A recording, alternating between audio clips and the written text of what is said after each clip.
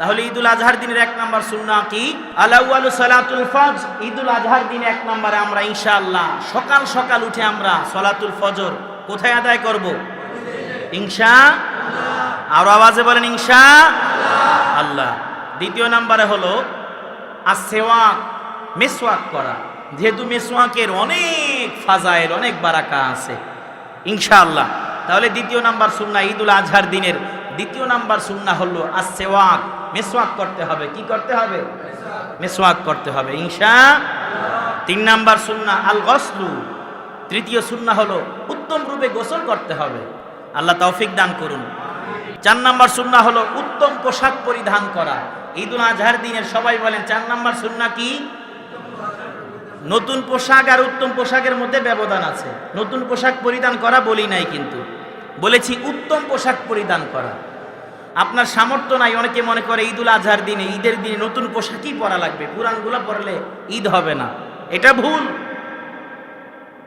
আপনার যেই কয়টা পোশাক আছে, যদি সম্ভব হয় নতুন পোশাক ক্রয় করবেন, আর যদি সম্ভব না হয় আপনার যেই কয়েকটি পোশাক আছে এই পোশাকগুলোর মধ্যে যে পোশাকটা সবচেয়ে ভালো লাগে আপনার কাছে, এই পোশাকটা ধৌত করবেন, ধৌত করে ইস্তারি করবেন, ইস্তারি করে সুন্দরভাবে এই পোশাকটা পরিধান করবেন। ঠিক আছে ইনশাআল্লাহ। তাহলে ঈদের দিনে নতুন পোশাক পরা সুন্নত নাকি উত্তম পোশাক পরা সুন্নত? উত্তম পোশাক পরার সুন্নত। 5 নাম্বার সুন্নাহ হলো আল উতুর, সুগন্ধি ব্যবহার করা। কি ব্যবহার করা? সুগন্ধি ব্যবহার করা।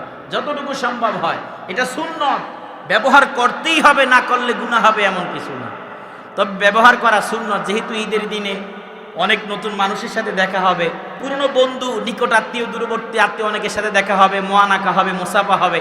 আপনার হাতে যদি একটু আতর থাকে, সুগন্ধি থাকে, আরেকজনের সাথে মুসাফা করলে তার হাতটা যদি কোনো কারণবশত সে নাকে নেয় বা মুখে নেয়, তখন ঘ্রাণ পাবে, বুঝতে পারবে যে অমুকের হাতের ঘ্রাণটা মাশাআল্লাহ। তাহলে ঈদের দিন সুগন্ধি ব্যবহার করা এটা সুন্নাহ। এটা কি? ইনশাআল্লাহ আমরা ঈদুল আজহার দিনে সুগন্ধি ব্যবহার করব ইনশাআল্লাহ। 6 নাম্বার হলো তাড়াতাড়ি ঈদগাহে আসা। এটা সুন্নাহ। যদি আগে আগে আসতে পারেন সওয়াব বেশি, আর যেই কাজ সওয়াব বেশি সেটা সুন্নাহ। ঈদুল আজহার দিনে আগে আগে আসবেন না শেষে শেষে আসবেন? হায় হায় হায় হায়, ঘুম থেকেই তো অনেকে উঠে দেরিতে। সবচাইতে খারাপ হলো অভ্যাস হলো ঈদের রাতে, চাঁদের রাতে শোয় দেরিতে, ঘুমাতে যায় দেরিতে, আর উঠেও দেরিতে। ইনশাআল্লাহ ঈদুল আজহার আগের রাতে আমরা মাগরিবের নামাজ আদায় করে যেই কাজগুলো আছে সেরে ফেলবো। এশারের পরে যেন আমাদের কোনো কাজ না থাকে। এশারের নামাজের পর পর আমরা শুয়ে পড়বো, যেন ফজরের নামাজটা আমরা জামাতের সাথে পড়তে পারি ইনশাআল্লাহ। তাহলে বলেন 6 নাম্বার সুন্নাহ কি? তাড়াতাড়ি কোথায় আসা? ঈদগাহে আসা। 7 নাম্বার সুন্নাহ হলো পথে পথে উচ্চ স্বরে তাকবীর বলা, যেটা একটু আগে বলেছি। যেহেতু আল্লাহ রাসূল সাল্লাল্লাহু আলাইহি সাল্লাম বলেছেন ফাআকসিরুহুন্না মিনাত তাহলিলি ওয়াত তাকবীরি ওয়াত তাহমিদ। এই দিনে তোমরা বেশি বেশি কি করো? ইস্তিগফার পড়ো, আল্লাহর প্রশংসা করো, আর তোমরা বেশি বেশি তাকবীর পড়ো। ঈদগাহে আসার সময় আমরা তাকবীর পড়বো। তাকবীরটা কি সবাই বলেন তো? আল্লাহু আকবার, আল্লাহু আকবার, লা ইলাহা, আল্লাহু আকবার, ওয়ালিল্লাহিল। 8 নাম্বার সুন্নাহ হলো ঈদুল আজহার দিনে এইভাবে শুভেচ্ছা বিনিময় করা। নামাজের শেষে কি করা? শুভেচ্ছা বিনিময় করা। আর শুভেচ্ছা বিনিময় করার ক্ষেত্রে আমাদের সবচেয়ে ভুল ধারণা হলো যে একজন একজনের সাথে জড়ায়া ধরতেই হবে।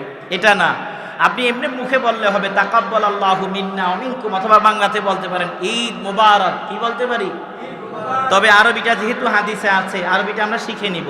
তাকাব্বাল আল্লাহু মিন্না ওয়া মিনকুম, তাকাব্বাল আল্লাহু মিন্না ওয়া মিনকুম, শুভেচ্ছা বিনিময় করা। শুভেচ্ছা বিনিময় করব ইনশাআল্লাহ। ঈদুল আজহার দিনের 9 নাম্বার সুন্নাহ হলো ঈদুল আজহার দিনে কোরবানিকৃত পশুর গোশত থেকে কিছু খেয়ে দিন শুরু করা, অর্থাৎ এর আগে কিছু না খাওয়া। এটা সুন্নতের খেলাফ।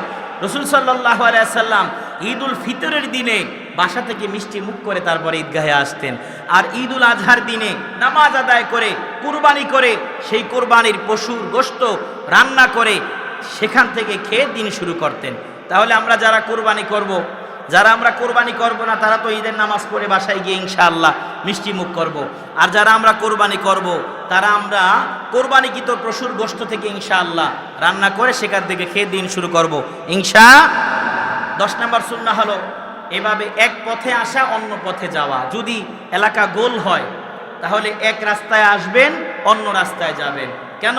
এতে করে বেশি মুসলমানের সাথে দেখা হবে, সালাম বিনিময় হবে, মুসলমানাকা হবে, এইভাবে কথা হবে, আপনার সওয়াব বৃদ্ধি পাবে যদি সম্ভব হয়।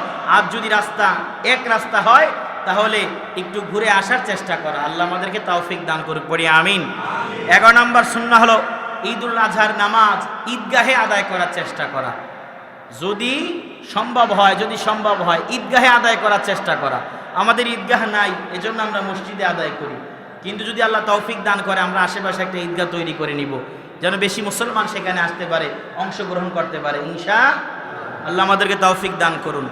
11 নম্বর সুন্নাহটি হলো যদি সম্ভব হয় ঈদগাহে সম্ভব হলে পর্দার সহিত মহিলাদেরকে, বাচ্চাদেরকে, মেয়েদেরকে আনার ব্যবস্থা করা। যেহেতু ঈদ নারী পুরুষ সবার জন্য, তবে এখানে অনেকগুলো কিন্তু আছে, অনেকগুলো শর্ত আছে।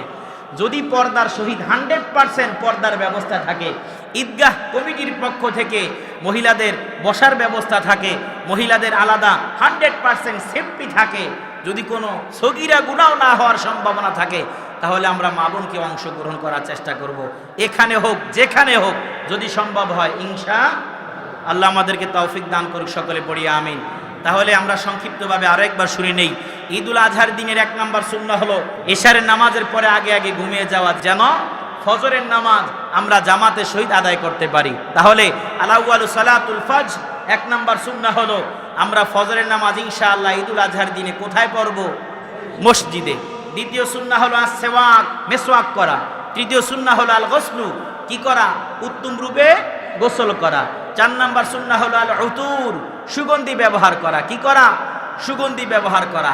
5 নম্বর সুন্নাহ হলো উত্তম রূপে উত্তম পোশাক পরিধান করা। সুন্নাহ হলো উত্তম পোশাক পরিধান করা।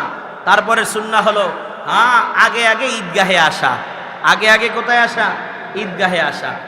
তারপরে সুন্নাহ হলো তাকবীর, উঁচু আওয়াজে তাকবীর দেওয়া, আল্লাহু আকবার, আল্লাহু আকবার, লা ইলাহা ইল্লাল্লাহু, আল্লাহু আকবার, আল্লাহু আকবার, ওয়ালিল্লাহিল হামদ। এরপরে সুন্নাত হলো শুভেচ্ছা বিনিময় করা, তাকাব্বালাল্লাহু মিন্না ওয়া মিনকুম। তারপরে সুন্নাহ হলো কুরবানিকৃত পশুর গোশত থেকে আমরা ইনশাআল্লাহ ঈদের দিনের প্রথম খাবার খাবো। ইনশাআল্লাহ আমাদেরকে তৌফিক দান করুন। পড়ি, ঈদের নামাজ ঈদগাহে আদায় করা সুন্নাহ। যদি সম্ভব হয় ঈদগাহে আদায় করা, না হলে যেখানে ব্যবস্থা সেখানে করা। যদি সম্ভব হয় 100% পর্দার ব্যবস্থা থাকে, মা বোনদেরকে ঈদগাহে শরীক করার চেষ্টা করা। অন্যান্য যে সমস্ত সুন্নাহগুলো আছে, আল্লাহ আমাদের সব সুন্নাহগুলোর উপর আমল করার তৌফিক দান করুন, পড়ি আমিন।